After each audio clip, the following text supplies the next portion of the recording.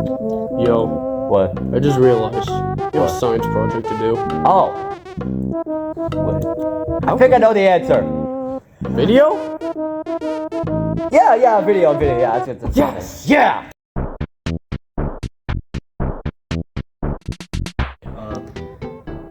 Hello, every who and how.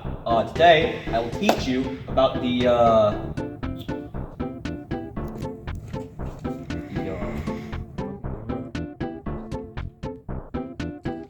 God damn it!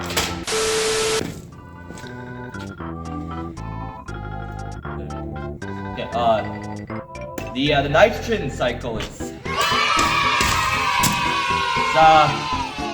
very good. So, would you please move the camera to the right? Oh my goodness! Guys, I've killed Thomas because he's being really rude. Look at him. Yeah, look at that. Look at that. Can you even? Oh my goodness! Now that actually fucking listen. So now let me explain nitrogen. It's really cool.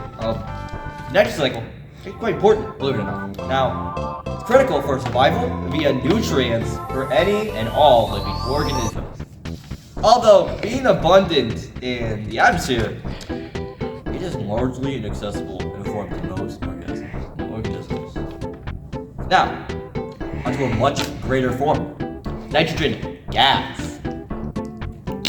You stink! It makes up 80% of the Earth's atmosphere. Wow. Yet, nitrogen is usually the nutrient that would its primary production in a good amount of ecosystems. But why? Well, because plants and animals cannot use nitrogen as form gas. Now, for nitrogen to be available to make proteins, DNA, and other biologically important compounds, it must first be converted into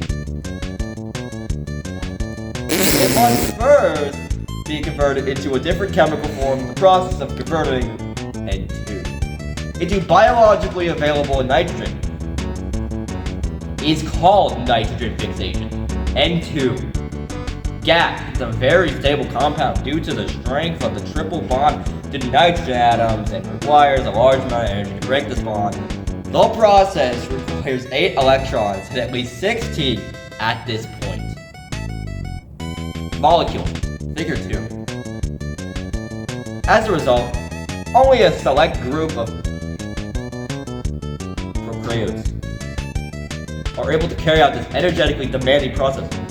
Although the most nitrogen fixation is carried out by prokaryotes and some nitrogen can be fixed by light.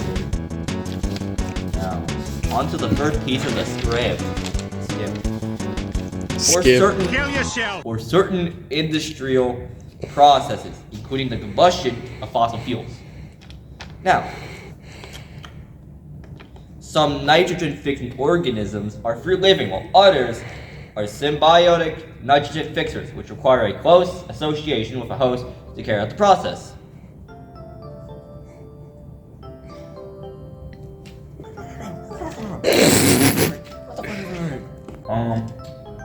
It's actually, the new script just grew. Like the spin ones. No way. Now, we're actually skipping most of this because you don't care. I know you don't. I do care. So, anyway. Some of these bacteria are aerobic. The others are anaerobic. Some are phototrophic, others are chemotrophic. They use chemicals as their energy sources for light. Table 1. Although there is great physiological and phylogenetic diversity among the organisms that carry out nitrogen fixation, they all have a similar enzyme complex called nitrogenase that catalyzes the reduction of N2 and NH2, which can be used as a genetic marker to identify the potential for nitrogen fixation. One of the characteristics of nitrogenase is that the enzyme complex is very sensitive to oxygen and is deactivated in its presence. This presents an interesting dilemma for aerobic nitrogen fixers, and particularly for aerobic nitrogen fixers that are also photosynthetic.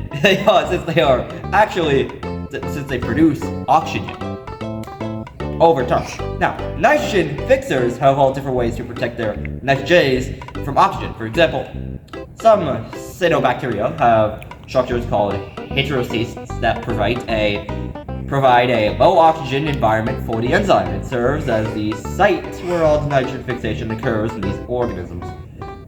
Other photosynthetic nitrogen fixers fix nitrogen only at night when their photosystems are dormant and not producing energy. So, I'm actually very tired of talking for the script. So, instead, we're going to use AI. Then. Thank you, burger. I needed a pickle at the top of my burger. That's Never mind, we're not using that at all. So, instead, actually going to give you one more fact. Dude, it was not that damn it, dude! Now, nitrogen is arguably the most important nutrient in regulating primary productivity and species diversity in both aquatic and terrestrial ecosystems. Isn't that cool? You copied that, you loser. I know, the script was rushed, dude. It was rushed. What do you want me to do? Like... Yeah, no, I get that, but... You didn't have to fucking ruin it, dude. You didn't have to ruin it, dude. You know, nature really is beautiful. Whether it be you stay inside all day, or actually go outside all day, or do both. And, hey, I might stay inside sometimes, but I gotta love nature and everything about it.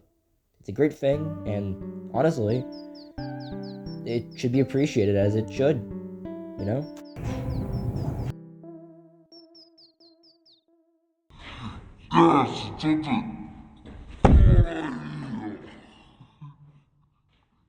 such a great idea,